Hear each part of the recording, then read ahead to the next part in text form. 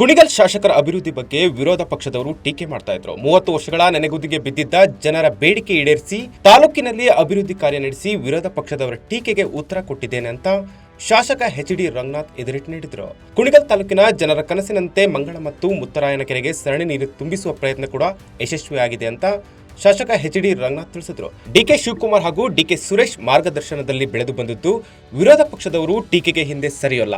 ಜನರ ನಿರೀಕ್ಷೆಯಂತೆ ತಾಲೂಕಿನಲ್ಲಿ ಇನ್ನೂ ಹೆಚ್ಚಿನ ಅಭಿವೃದ್ಧಿ ಮಾಡ್ತೇವೆ ಎಂಬ ಸಾರ್ಥಕತೆ ಹೊಂದಿದ್ದೇವೆ ಎಂದು ಶಾಸಕ ಎಚ್.ಡಿ. ರಂಗನಾಥ್ ಹೇಳಿದರು. ಅಭಿವೃದ್ಧಿ ವಿಚಾರದಲ್ಲಿ ಬಹಳಷ್ಟು ಜನ ಕೇಳ್ತಾ ಇದ್ರು.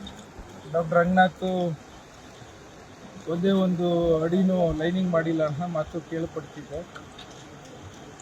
ಇವತ್ತು ನನಗೆ ಭಾಳಷ್ಟು ಸಂತೋಷದ ದಿನ.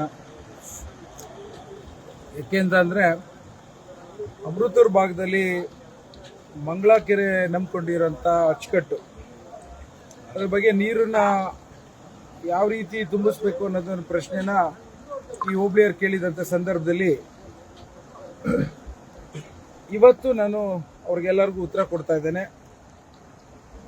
ಕೊಡಿಗೆಳ್ಳಿ ಟ್ಯಾಂಕು, ಆಲ್ಗೆರೆ ಟ್ಯಾಂಕು, ಪುಟ್ಟಳ್ಳಿ ಟ್ಯಾಂಕು, ಹೊಸಪಾಳ್ಯ, ಅಂದಲ್ಗೆರೆ, ಶೆಟ್ಟಿಪುರ, ಬಾಳೆಕಟ್ಟೆ, ಗಜನ್ಪಾಳ್ಯ, ತೂಬಿನಕೆರೆ ಮತ್ತು ಹುಲಿಯೂರುದುರ್ಗದ ಮುತ್ತುರಾಯನ ಕೆರೆ,